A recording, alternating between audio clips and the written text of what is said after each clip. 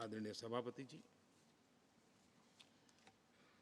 एक राष्ट्र हमारे लिए सिर्फ जमीन का टुकड़ा नहीं है, हम सब के लिए एक इकाई ऐसी है जो प्रेरणा देने वाली इकाई है।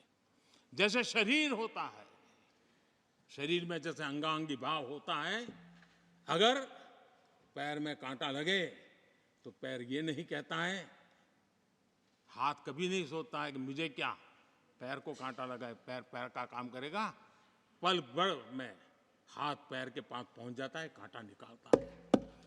कांटा पैर को लगता है, आंख ये नहीं कहती कि आंसू मैं क्यों बहाऊं, आंसू आंख से निकलते हैं। हिंदुस्तान के किसी भी कोने में दर्द हो तो पीड़ा सबको होनी चाहिए। अगर देश का एक कोना, अगर शरीर का एक अंग अगर काम नहीं करता है तो पूरा शरीर अपंग माना जाता है।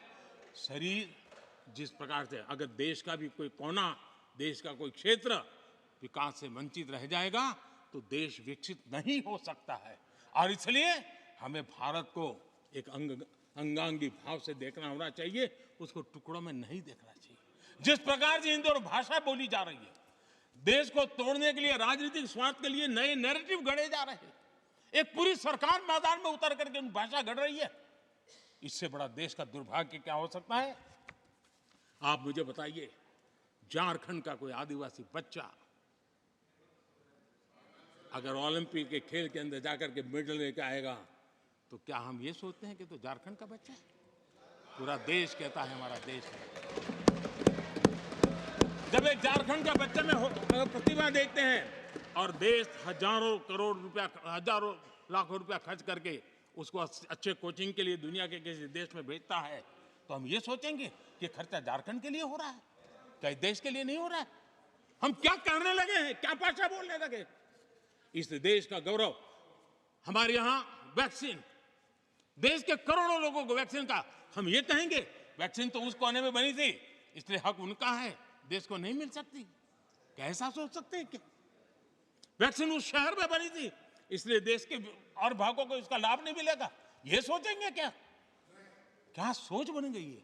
और एक राष्ट्रीय दल के अंदर से ऐसे विचार है, ये बहुत बहुत दुखद की बात है।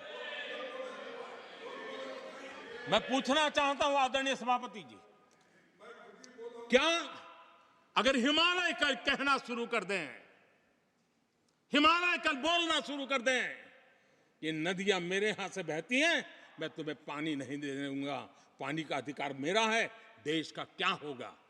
देश कहां जाकर के रुकेगा? अगर जिन राज्यों में कोयला है वो कह दें कोयला नहीं मिलेगा, ये हमारी संपत्ति है, जाओ तुम अंधेरे में गुजारा करो, देश कैसे चलेगा?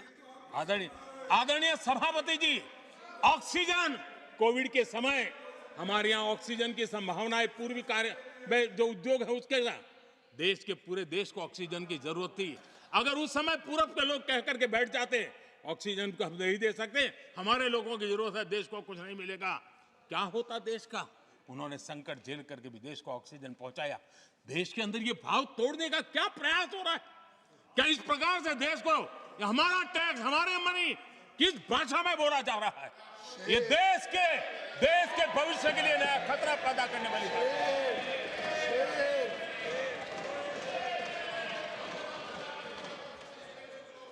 देश को तोड़ने के लिए नए नए नैरेटिव खोजना बंद कर दीजिए।